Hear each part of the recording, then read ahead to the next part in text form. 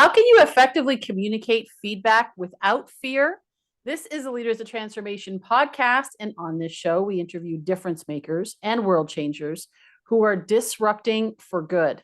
I'm your host, Nicole Jansen, and our guest today is Dr. Joe Hirsch.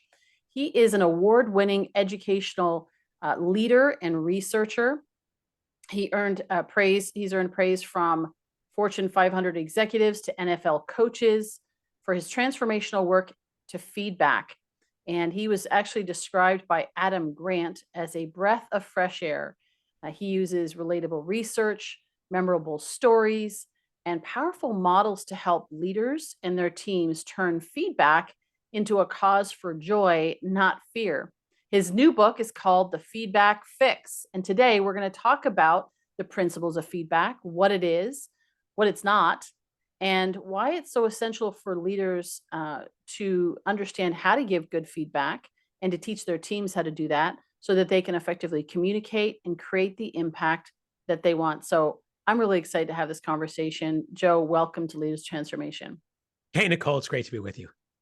It is a pleasure. I know, first of all, before we dive in, I do want to do a shout out to Karen Eldad.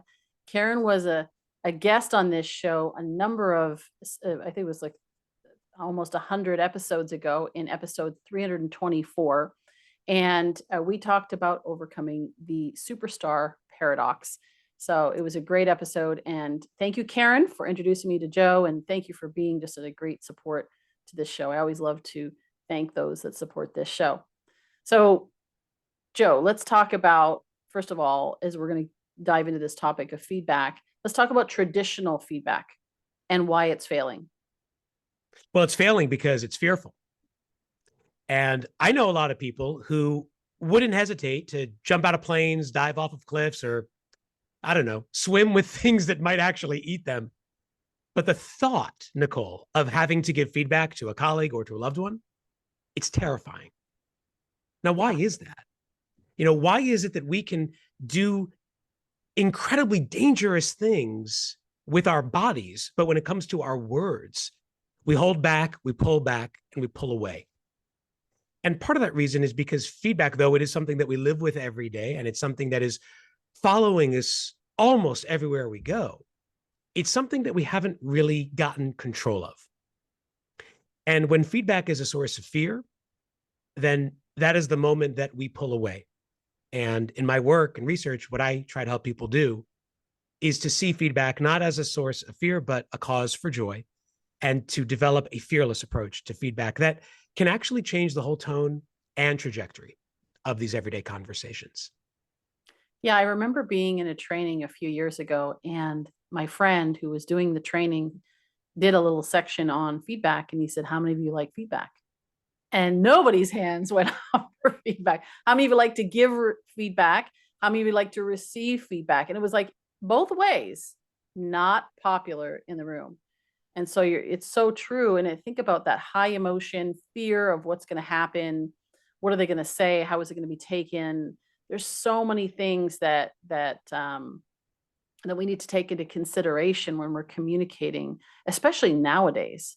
I mean, I think about social media, the workplace, and how it's changed. And so let's talk about this concept of fearless feedback. What does that even look like? So we have kind of a vision for what we're going for, and then we can figure out how to get there. Yeah, well, most of the time, feedback leaves us feeling depleted and defeated, not renewed and restored. And that's because we're operating with those dynamics of fear. Whenever we sense that our safety is under attack or our status is under assault, the brain does a very good job of protecting itself. And we put up all sorts of barriers between us and that threat. And the brain's natural threat detection process kicks in. And that's when we start to become defensive, we deny, we defy, and we deflect. And whether that's fight, flight, freeze, or flock, we do all sorts of things to avoid those conversations, whether we're the ones leading it, but also for the ones receiving it. And the brain on feedback is really in a terrible state.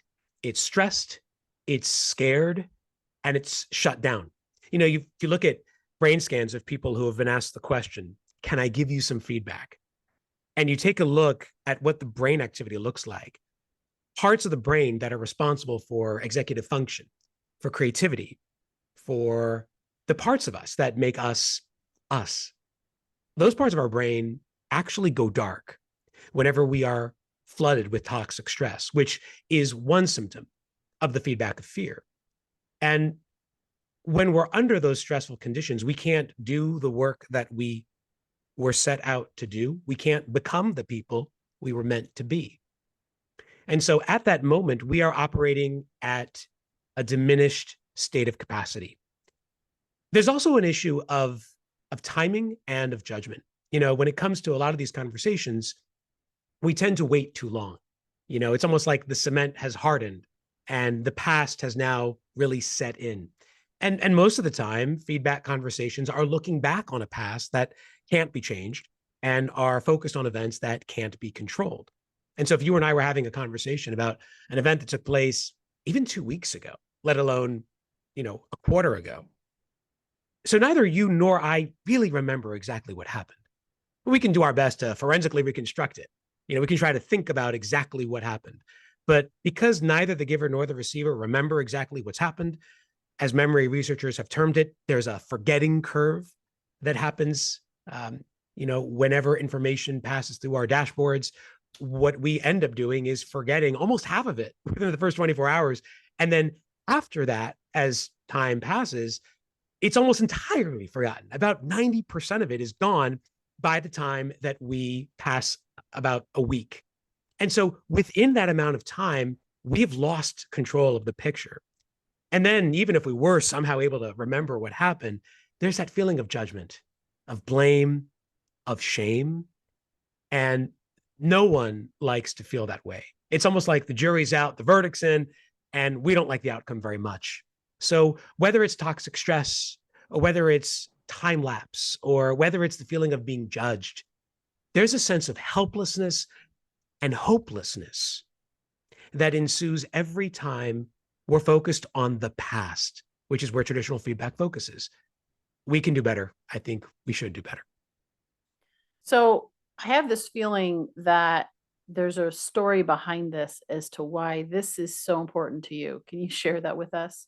Did that come across? Because nobody gets this passionate about a topic unless there's a charge behind it. So. Yeah, it's personal for me. I think the things that are most powerful are the most personal. And I went through a period in my life where I was getting very little quality feedback. I was in a job that I loved. I was happy and I thought everything was great. But the world that I thought I knew was not the world that I was actually living in, because there was a huge disconnect, this gigantic gap between what I knew and what others saw. And that gap in perception, that lack of self-awareness that was driven in part by me, but also through a lack of feedback, it hurt my relationships. It ultimately diminished my performance, and it almost caused me to lose the job that I loved and had been at for a long time. And I talked about this at TEDx, and it is personal for me. And it took me a while to find the words and the courage, frankly, to talk about this in public. But because I saw the benefit of a forward-looking view of feedback, a view that doesn't look back on a past that can't be changed, but rather a future that still can. And I started to understand the power of potential and possibility, of still writing the story rather than closing the book. And once I began to understand that there's great power and potential in helping people look out towards a future they can still change and control, and shifting their view from past to future, I began to realize that the problem isn't really with the people. The problem is with the perspective. And that's when I started to think about, how can we change this? How can we shift the dynamics of feedback so that it's not looking back on the past, but rather looking out towards the future? And with a bit of courage and some determination, I started going through the research on communication, on self-awareness, uh, on helping people really achieve personal best. And that's where the story kind of began for me. A whole new approach to how these conversations can be shared without fear and ultimately with more joy. Yeah, and I know you talk about feed forward, even just that term feedback is looking backwards. And when you were talking about perspective and remembering things from the past, one of the challenges that I can see, and I've experienced that myself, is that I may remember it a certain way, but even if it's accurate, it doesn't guarantee that the other person remembers it that way. And so now you are going with selective memory and all of that. And so there's so many reasons why you want to look forward, and and and so I'm curious, how do we do that? And even getting into some of the steps. So I'd love for us to talk about some of the steps to feedback, because there was another friend of mine who was doing another training, and he was talking about feedback. And I think one of the things that was good, but I think one of the things that could have made it more effective was specific steps, Mhm. that we can take. And I know that for myself, it's like, well, this is how you do it because we know how to do it. But for somebody who's learning it for the first time, to break it down, I think is really helpful. And then even I'm thinking about, like, when is the right time? You mentioned about earlier, when is the right time and circumstance to even give that feedback so that we can give it without fear and expect a positive result from it. So that's a lot in there. So I don't know how you want to Yeah. unpack Let's this based on, your topic best. What's the best way that we approach this so we can actually learn this and apply this in our lives? That was a very meaty question. Thank you for sharing that. Let's start back at the top. So feed forward is this new fuel of feedback. It is a whole new mindset and message for these everyday conversations. And Nicole, these conversations that we're talking about, they're not just the ones that we have at work in the boardroom. They're the ones we have at home around the dining room. They're the ones we have at school, in the classroom. And they can inform and improve everyday relationships wherever we go, because feedback follows us wherever we go. So feed forward, which was a concept that was first introduced by Marshall Goldsmith, the world's #1 executive coach. So Marshall supported this journey that I was taking, wrote the forward to the feedback fix. And what I tried to do in the book is operationalize this concept. Marshall uses it more as like a quick way to gather feedback when you're, in group settings. Tell me something that I could do better after you present them with a problem, and you just listen with appreciation and take their idea and then move forward. Hence, feed forward. What I thought we could do here is, because I saw the science behind this, and I said, there's something here that is, I think, bigger and broader than just something that happens in the moment. For feedback that is happening just in time, it's a whole focus on development over time. And so with his support, I began to unpack this. And what we know about feed forward is, aside from its change in orientation from past to future, it focuses on strengths and not weaknesses. It focuses on relationships and not just reports. It drives partnership, not just power. And ultimately, it is about what we do for others and not what we do to them, so that it becomes truly a dialogue and a partnership where we are building and broadening the capacities of people to become agents of change, so that they can actually be the ones to take their next steps and shape their next path. And so the mindset of feed forward is not just, where am I looking? It's, what am I doing? And here it's more about what I'm doing for another person. How can I enlarge and expand their view of themselves and bring them closer to the answers they may already have? So it's a process that is really driven by curiosity and humility. And I know that's hard for a lot of leaders. We were talking before. I'm working with one organization now that has asked that I not name them for obvious reasons, but they're a government agency that is focused on our national interests. I'll just leave it at that. And so one of the problems that they've been facing is that there's a tremendous sense of hierarchy in the organization. And the feeling there is that when I give you feedback, if I give you at all, that's what stands. I've said it, so it exists.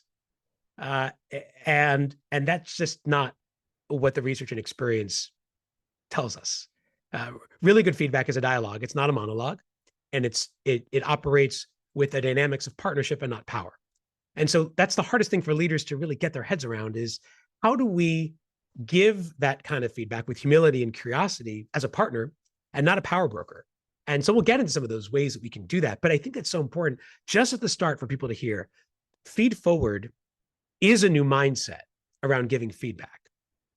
It is completely different from the dynamics of traditional feedback, which are focused on telling and selling, telling someone what I think and selling them on my view.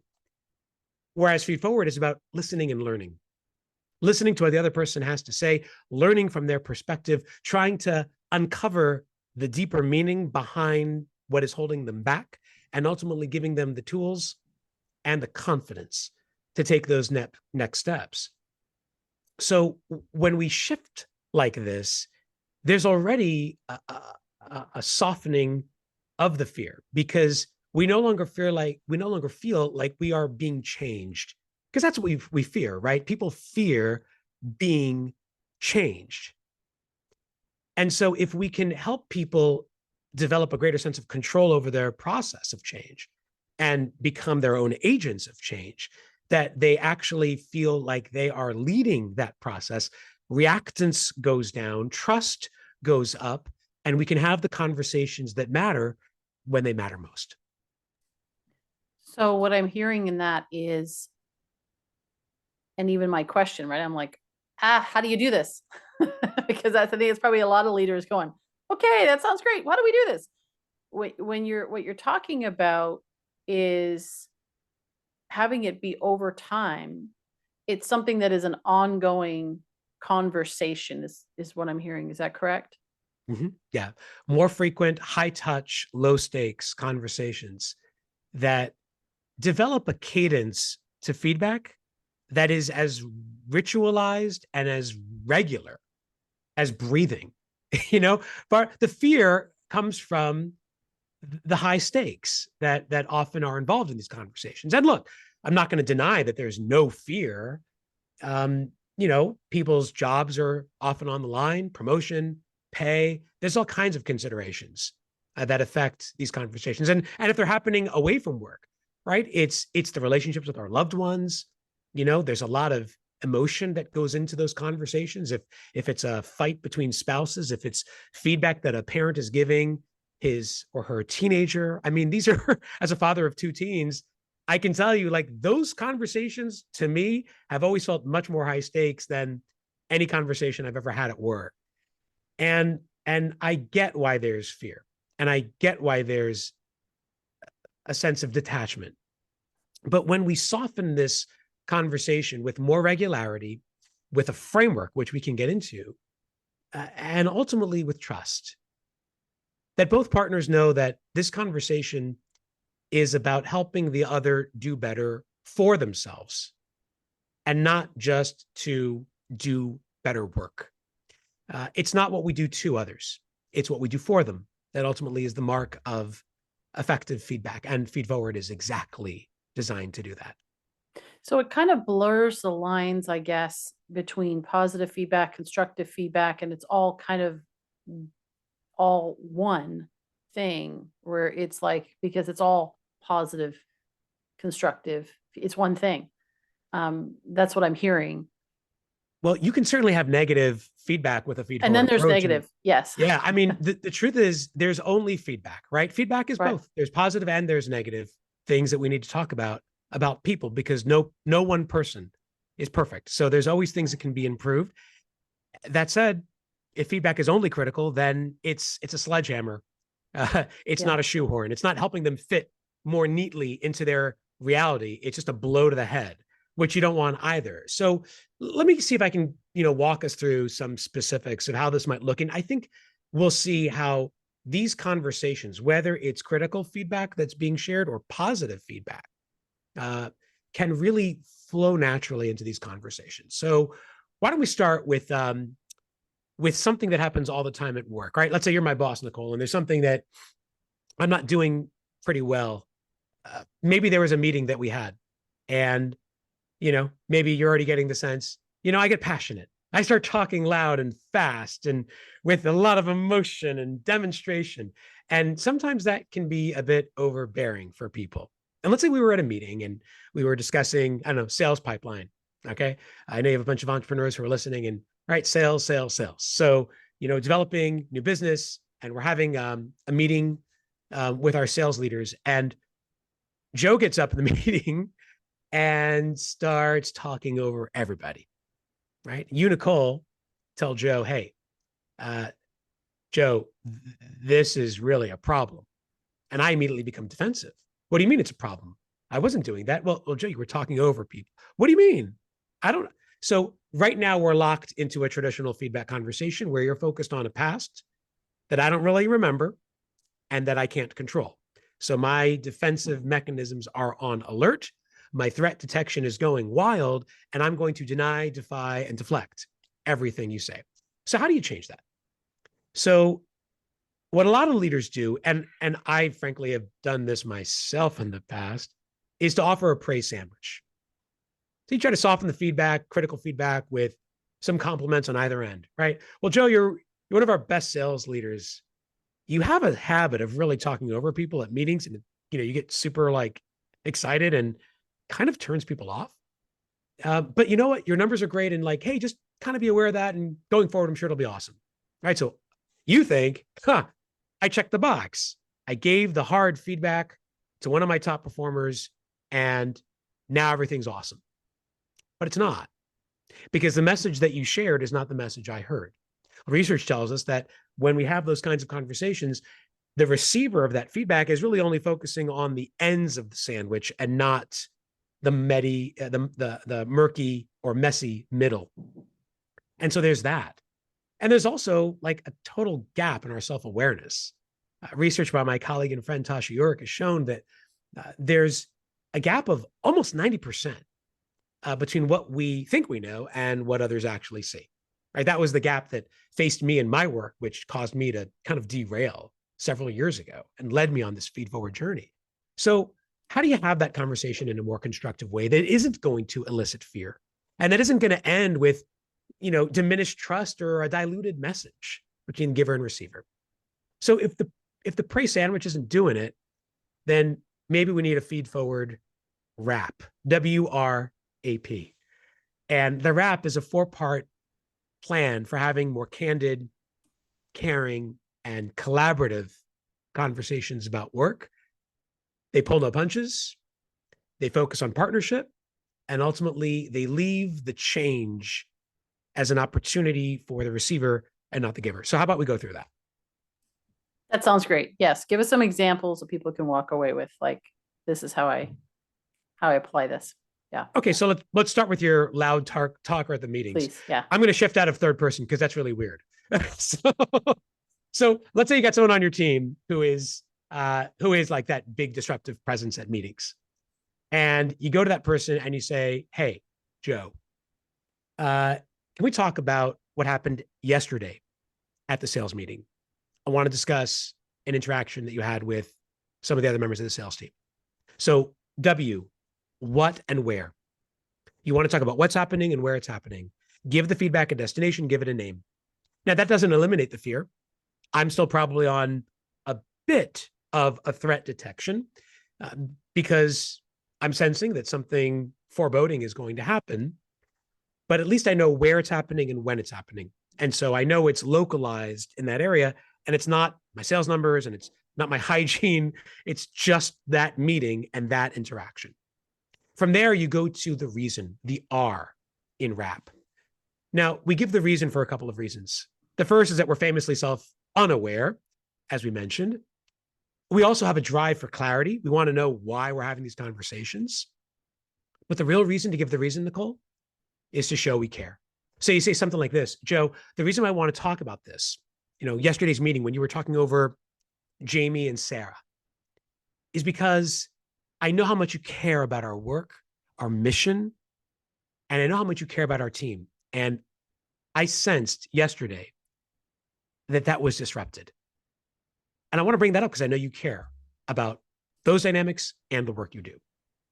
Now, that's a different reason than saying in an almost judgmental or infantilizing way, we need to talk about the way you interact with your colleagues, right? That's when people start to get defensive and aggressive and deny and defy and deflect. So by positioning this reason in the context of caring, we shift ground from blame to contribution. And that brings us to the next step in the WRAP, the A for affect, where we focused on the impact of what's happened, but not an outcome in terms of a decision that was made or a choice that happened or an actual outcome for our business or our team, but the impact on the relationships within that team. So you'd say, Joe, I've talked about what and where, right? I've talked about the reason. I also felt badly. And it's important to use that framework of I statements, not you statements. I felt badly when you were talking over Sarah and Jamie, because that moment I could sense that the meeting turned, and I felt bad for them and I felt bad for you because I sense now that they're frustrated, and that's kind of put a crimp on the dynamics on our team. Now, Nicole, when you focus on not the blame and the judgment, but on the impact and the contribution, that's a different place to have the conversation, because there's this fundamental truth at work here. And that is that we can argue with what people say, but we can't really argue with how they feel. So by me positioning my feedback as I felt bad, I'm worried that, I'm concerned, that's a different statement than you are bad, you are doing wrong, you are causing, because that brings up the natural human response of, I want to protect myself, I want to protect my status, I want to protect my reputation, I want to protect my dignity. And that's when people start to get aggressive and defensive. So by talking about what's happening and where it's happening, giving it a name and a location, the reason why you want to have the conversation, which, is focused on a context of caring and relationships, because ultimately that's what feedback is really meant to do. It's to drive relationships, not reports. And then focusing on affect, the A of the impact this has caused, especially within the team dynamics. You've now prepared the conversation for the most important part, and that's the last part, the P in WRAP, which stands for prompt, where you prompt the other person for what he or she thinks should happen next. This is where Feed Forward really comes alive, where we're not just telling and selling, we're listening and learning. We're being the people who are willing to set aside our judgment and our prescriptions for what the other person would like to do. So you say, Joe, what do you think? Where do we go? And you kind of leave it right there. And that's where the other person who's now received feedback this way with clarity and caring and collaboration, that's where the person can actually make that next step, that missing step for connection, to connect to the issue more personally and to connect to the person who's giving them that information more personally. And time and again, I have seen this happen where people get feedback that way with this WRAP approach. And sometimes it's tough news. It's hard truths. And instead of becoming defensive, they become grateful and a little bit almost apologetic. Oh my God, I can't believe that's happening. Thank you for telling me. Right. And their mind starts to race. Oh my God, I'm going to think more about that. Or they'll come up with a suggestion on the spot. And more often than not, what the person on the other end of that conversation is going to come up with, Nicole, is exactly what the giver would have prescribed in the first place. So that if you and I were having this conversation and your instinct would be to tell me, Joe, just don't talk so much, maybe self-check or hold yourself back a few moments before you speak, or, do a first two, then you approach, right? So that's what I'll come up with. I'll say, yeah, oh my God, I can't believe I'm doing that.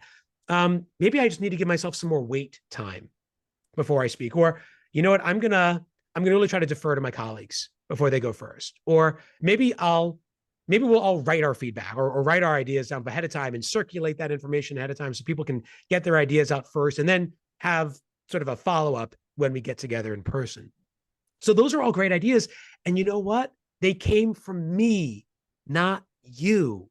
And when it comes from the receiver, from the person closest to the problem, it's more likely that that person will actually act on that feedback because he or she is now closest to the solution. What and where, reason, affect, and prompt.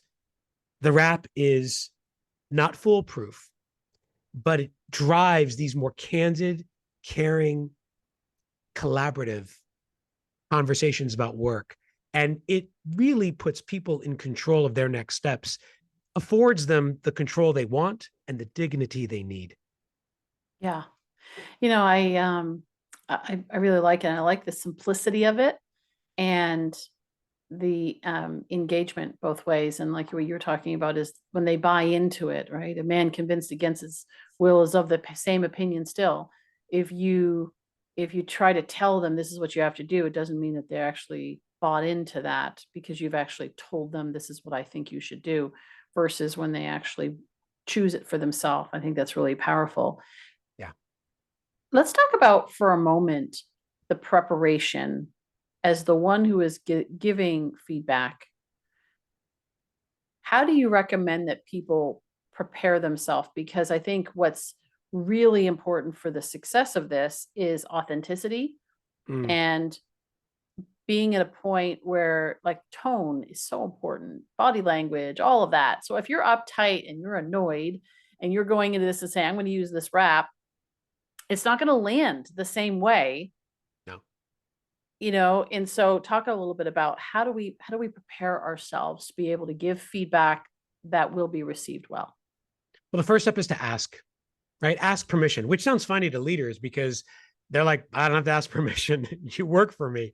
But I think that's an important step because it shows partnership and it shows a level of trust in the other person and in the process. So if you were to say, hey, I'd like to talk about, and you can use the W.R.A.P, like I want to talk about something that happened at yesterday's meeting. When's a good time for us to chat?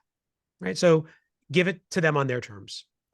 Once they set the time, there's the obvious stuff, right? Like make sure you're distraction free, make sure it's, if possible, in a place that is neutral in terms of the dynamics. So if you're calling them into your office, probably not going to be able to be perceived as a partner as much as a power broker. So go off site, go to the cafeteria, do whatever you need to do to try to make the dynamics and the optics feel less threatening for people. And then go through this process, right? Say to them, look, I want to engage with you here on this issue, and I want to do that as a partner. So I'm going to share with you some things that I saw, but I really want you to share with me your perspective. And I'm going to let you know, I want you to know I'm going to be listening to what you're saying. And I'm really here with a learner's mindset. That's good. And that sets a different tone for the conversation. Now, if you're saying all that and you don't mean it, so that's going to backfire in a serious way. But if you come across with a little more humility, and again, this is hard for a lot of leaders, and especially entrepreneurs who are hard driving individuals, this can actually be the difference between a conversation that is fraught or a conversation that is fearless. Yeah. Talk about, before we wrap up, and this has been great, Joe. Thank you so much. Let's talk about how these principles apply across different genders, age, experience. So there's some really interesting research around that, specifically when it comes to gender inequality of feedback. That the feedback given to women is qualitatively different than the feedback that is given to men. This is some research that I was involved in recently. And what's really interesting and actually kind of disheartening is that women get feedback that is primarily focused on things that are about them and not ways in which they can contribute. So, for example, a disproportionate amount of feedback, and this we looked at across multiple industries in healthcare, in financial services, and also in IT. And what we saw is that women would get feedback that was focused on personality, their communication style, their interactions with peers, and not focused on their actual business deliverables. Whereas men would get feedback that was focused on how they could advance or excel in their careers. And because that feedback tended to be more vague, it correlated with poor performance reviews and ultimately was a derailer for many women in their careers. So the first thing that I would say when it comes to being aware of how to deliver this feedback, and knowing who's on the receiving end, is be aware that, we may have a tendency, and by the way, it wasn't just men giving this feedback, it was women to women also. Be aware of how you are framing that feedback. Ultimately, the job of feedback is what we do, as we've said, what we do for them, not to them, and to how we can set them on a path of progress and development. That's what Feed Forward is really about, the future, the place of possibility and potential. So be aware of that potential derailer and make sure that feedback is really oriented towards business outcomes, not just personality quirks. The other really interesting research that I think we ought to be aware of is some research that was done several years ago on the differences of feedback across generations. And this is something that I've really started to become more focused on in terms of how do you give feedback to people who are of a different generational mindset or even generation than you. So for example, when giving feedback to rising talent, people who are just sort of starting off in their careers within the specifically first 3 to 5 years, those people want feedback that is focused much more on context and coaching. And they want to feel a connection with the person who's giving them that feedback. And they want to understand the broader landscape of what's happening and where it's happening. And, they want to have more of a conversation about it so that it's focused much more on relationships. Whereas more advanced, more seasoned talent, people with 10 or more years on a particular job, and that means at a particular job, not in an industry, those individuals want to focus on career. They want to focus on a feedback style that is more candid, that is more almost pert, where just tell me what I need to do and how I need to do it so that I can do it. And they want to focus on progress and not just relationships. So know who you're talking to. Today, the biggest problem in terms of feedback dynamics is Generation Z. Gen Z has, and I'm not too far away from them, by the way. Gen Z is a huge feedback problem for people because they have a high degree of confidence and a low degree of competence. That's not to say they don't have skills, but the way they see themselves and the way others see them, there's a huge gap. And so I've been in situations where I'm working with a team and literally a 25-year-old would say, I don't know why my manager is so hard on me. I'm twice the person he is in terms of skills. I could do his job way better than he could. Whoa, okay.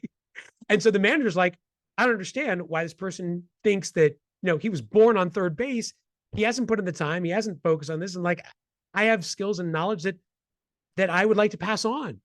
Not even a power trip or an ego trip. I just want to help the person. The person's not even willing to listen to me. And so that's a huge issue. So the generational gap right now is probably the biggest pain point that I find in the work that I'm doing with organizations. And there's no simple answer to that, but it really does start with higher trust, higher frequency conversations. And what Gen Z does respond to, the research is clear. They respond to feeling seen and heard and recognized for the work and the skills that they bring to the table. So if you are one of those people out there who have the opportunity, and I say that really in the fullest meaning of the word, opportunity, to coach and to shape someone 10, 15 years your senior who's new to the workplace, start with the assumption that there are things that they can do or know that you may not yet. And while they're certainly not a finished product, honor the skills and knowledge they bring to the table. And that is a huge driver of trust for them and ultimately accelerates that level of trust, which leads to better relationships and feedback. Yeah. Yeah. This actually is perfect because this ties into my last question that I wanted to talk about before we wrap up. And I so appreciate this. This is, I think, very practical and helpful for people to, and I know for myself too, it's like, how do you teach this stuff? And so really, really good. Let's talk about for a moment on the flip side. So let's say I'm receiving feedback from someone else and they haven't heard this podcast. They haven't read your book. They don't know anything about this. They're doing it maybe the traditional way or whatever way that they think is appropriate. And I'm receiving that feedback. There is also a responsibility on my end for me, because if I'm the one who wants to grow, with that being, of course, a strong assumption that I actually want to grow, but let's say I do, right? That that how I handle it is my choice. So, how is the best way for me to receive feedback, even when it's not being delivered in the best way? We can't control the feedback we get, but we always get a say in where it goes. Yes. So my best advice to people when this happens is not to become bitter, but better. And to do that, you have to step out and you have to reach out. So step out means step out of that feedback scenario, give yourself some time and space and try to find that signal in the noise. And I know there's a lot of noise. There's emotions, there's pain, there's embarrassment. And stop for a moment and ask yourself, is this true? And if you can have that moment of self-awareness, then ask yourself, well, where is this happening most often? And start to really ask yourself the question, like, is there something to this? Because even painful feedback carries purposeful information. So step back, step away from it, step outside of yourself, and then kind of reach out to other people who can help you sift through the chaff and find the kernel of truth. Those could be people that you work with. Those could be trusted colleagues. They could be loved ones.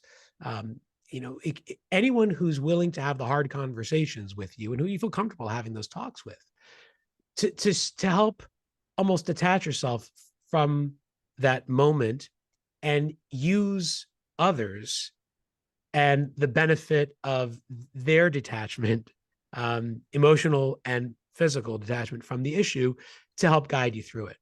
But I think it's also about what you do after, right? So you've stepped away from it, you've reached out to other people, but ultimately the real sign of growth is showing that you want to do something with this information. So I tell people that it's not about the feedback, it's about the questions you're asking about the feedback. So if you're asking questions with your manager, let's say, that are focused on gaining clarity or deepening your consciousness or helping to raise your awareness. And I call these different types of questions light bulb questions that bring more clarity, chairlift questions that sort of zoom out and give you the big picture of where things are headed, funnel questions that go deep into the issue and help you drill down. If you're asking those types of questions, and I have a bunch of different resources that I'd love to share with folks to help them develop those question sets, then you're going to be seen, number one, as more credible in the eyes of the person giving you the feedback. Two, they're more likely to give you feedback in the future because they see you take it seriously. And three, you're going to get the insights that you need to actually change course. So asking questions is much more powerful than just stewing with emotions. Step out, and then reach back with these questions so that you can get the information you need and the insights that you want. And that'll help you change the outcomes. That is so good. And built into that is actually asking for feedback. So we've been talking a lot about giving feedback, receiving feedback, but it's also even just inviting people into that feedback loop with you and asking for it regularly as well. I think that's so good. Joe, thank you so much. I appreciate it. I think that's a great place to kind of leave it with our audience and just encourage them to go get a copy of your book, The Feedback Fix, We'll make sure the links are in the show notes. I'm sure it's on Amazon and all the different ways that you order your books now. Also, your website, of course, joehirsch.me. We'll make sure that's in the show notes so people can get access to you and all the social media handles that you have. And just really, really appreciate this. I think, like you started off with talking about how important feedback is, it is the key to growth. It is how we even, like, how I know for myself, even after I'm finished some, whether it's a sales call when I was starting out, how did I learn? I learned by checking in and debriefing with myself and saying, like, how'd that go? And being honest. And then also listening to the feedback that was given to me, whether they actually communicated the feedback and said, here's how it landed, or by the result that happened. So it's such an important process to go through for growth at any level in our life. And in any, we talk about workplace, talk about home relationships. I've had lots of feedback there, and some of it was really hard, but I was able to grow through it once I got the nuggets from it and processed through it and let the emotions settle a little bit. And so it has been such a blessing. And so what you're doing is so, so important. And truly, you are a leader of transformation and transforming the conversations that are happening both in the workplace and at home. So thank you again for that. Thanks so much. Yeah, we can't go back and change the past, but we can start right where we are and fix the future. Absolutely. Well, I always say that leaders of transformation take action. So for those of you that are listening, I hope you enjoyed this. If you liked it, please share it with a friend. I'm sure that, you're not the only one that is like us, trying to figure out how to do this feedback thing better. It's a common issue. And so share it with a friend who might be challenged with it, or a manager or leader who wants to improve and be better. Share it with them so that they can learn from the information that Joe has put together here. And, take action on something today. Like, how can you improve the feedback that you're giving to people? Go through these steps. Maybe this is one of those episodes that you re-listen to, sit down, and because a lot of times we listen to it in the car when we're out and about doing something, but literally sitting down and writing out those steps, getting a copy of Joe's book so that you can learn to master this process and do it as best as possible. Like he said, it's not a perfect model. There's always room for, improvement in terms of, and maybe even the way that we do it. It's not going to be perfect every time. You may have still some conflict that comes out of it, but you'll be much more equipped to be able to have a positive outcome coming out of it, having these tools. And so I encourage you to take advantage of these tools that are provided. We'd love to hear your stories. So go on leadersoftransformation.com, send us an email, let us know how this has impacted you. Find us on social, reach out to us and let us know. We'd love to hear we'd love the feedback on how this has impacted you. We appreciate you. Thank you for watching. Thank you for listening. And we look forward to seeing you in the next episode of Leaders of Transformation real soon.